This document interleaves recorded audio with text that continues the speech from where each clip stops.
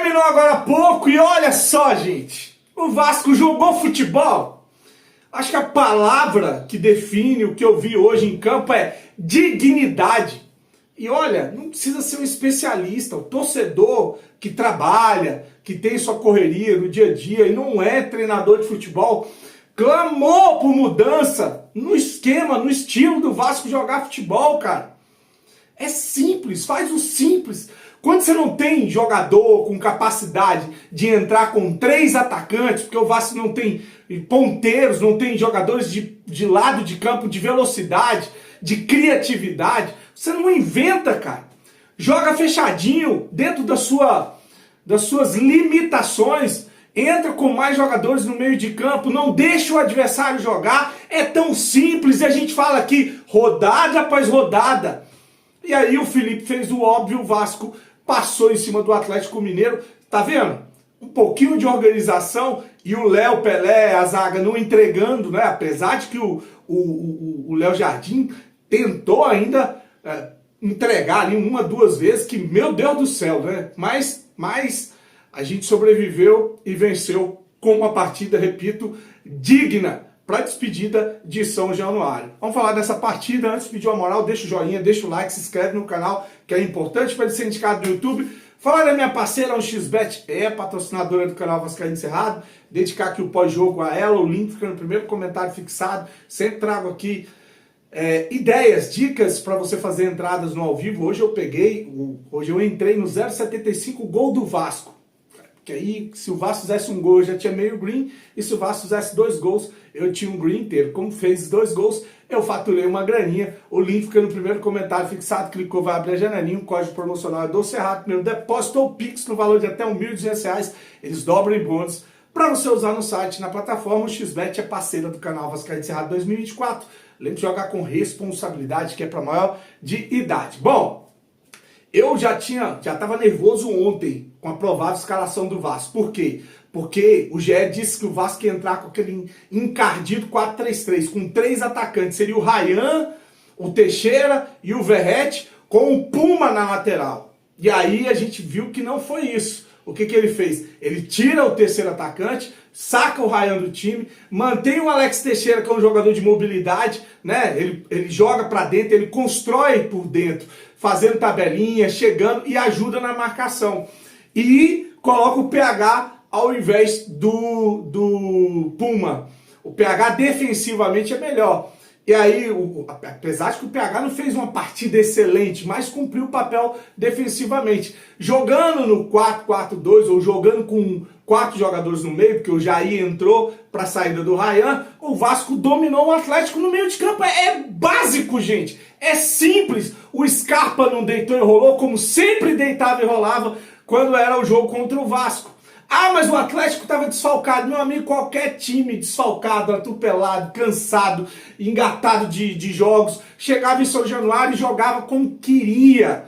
Dominava o Vasco em São Januário. E isso não aconteceu no primeiro tempo. Tanto que o Vasco teve a maior posse de bola, 60% da posse de bola era do Vasco, que dominou o meio de campo. Não conseguiu criar tantas oportunidades. Verratti ainda nervoso, tentando chegar em algumas divididas, a bola não chegava claramente. Eu falei lá no grupo do canal, olha, a bola, o Vasco tá defensivamente com o Jair, marcando. Jair jogou pra caramba, o Coutinho mais próximo do ataque. Você não viu o Coutinho sofrendo lá atrás? Coutinho pisava na área, chegava próximo da área. Então a gente conseguiu neutralizar o Atlético Mineiro, só faltava a bola chegar no ataque, né? E olha que a gente estava de Piton e Léo. E no segundo tempo, né, o que faltava aconteceu logo no início. O Coutinho dá uma cavadinha, coloca o Verratti na cara. O Verratti faz o gol, o Coutinho jogando próximo da onde a gente falou que tem que jogar, próximo do Verratti. O Vasco faz um gol, destabiliza o Atlético Mineiro, que tem que sair, abre mais. E aí o Vasco acaba fazendo o segundo gol numa roubada do Cocão. Ele rola a bola pro Piton, que eu critiquei pra caramba, mas deu um passe açucarado pro Coutinho, que pegou de primeira. 2-0 o Vasco, fazendo o óbvio. O Vasco jogou futebol dentro das suas limitações, de uma maneira digna. em São Januário para despedir do torcedor. Entrou o Paulinho no segundo tempo, o Payet entrou também, pode ter feito aí, o Esforza, que não jogava também há um tempo, teve a oportunidade, o Payet pode ter feito a sua despedida de São Januário ou do Vasco da Gama, não sabe se ele vai ficar, né? Mas você vê que, olha, a gente fala, o elenco é fraco, o time titular do Vasco não é essas coisas, mas, contudo, se tiver um pouquinho de organização, dá para tirar mais. Porque você olha um Fortaleza que não é essas coisas jogando futebol. Você olha um Criciúma que, apesar que o Criciúma tá perdendo, tá caindo para a segunda divisão. Um Juventude, desde o Roger, que estava lá como técnico, que não tem esse elenco tão qualificado, jogando futebol organizado. Olha o Vitória, cara. Quem que o Vitória tem de grande jogador? E aí com possibilidade de ir para Libertadores, jogando futebol organizado. O que falta para o Vasco, além, lógico, de jogadores melhores, é também um pouquinho de organização. Por isso a crítica com relação ao Rafael Paiva, que morreu abraçado às suas convicções. Insistir com 3 atacantes, se você não tem 3 atacantes para colocar no Vasco. Eu tenho meias, eu tenho volantes. Então eu vou fechar o meio de campo, vou ali tirar os espaços do time adversário e tentar controlar, equilibrando o jogo, tentar chegar ao resultado. Foi o que aconteceu. Ele deu certo quando ele tinha o David e o Adson fazendo essa função. Depois que ele perdeu, ele se perdeu também, tentando desenterrar o Galdames, na semifinal da Copa do Brasil, colocando o Rossi em campo, se perdeu completamente. O Felipe errou no primeiro jogo, só que agora ele viu as críticas e acabou acertando.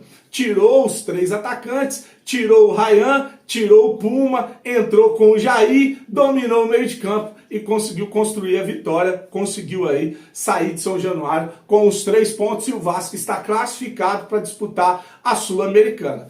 Chance de Libertadores, de pré-Libertadores, vou nem falar nisso, cara. É uma combinação muito improvável. Se tivesse ganho do Atlético Goianiense, mais 2 pontos, a gente tinha colado no Bahia, no Cruzeiro. Aí sim, a gente poderia pensar ou sonhar com um pré-Libertadores, que é o G8, né? Mas até, né, por meritocracia, o Vasco não jogou para estar numa Libertadores. Sul-Americana tá bom. Não caiu para a segunda divisão de uma maneira até antecipada, mesmo com tudo que aconteceu nesse ano no Vasco.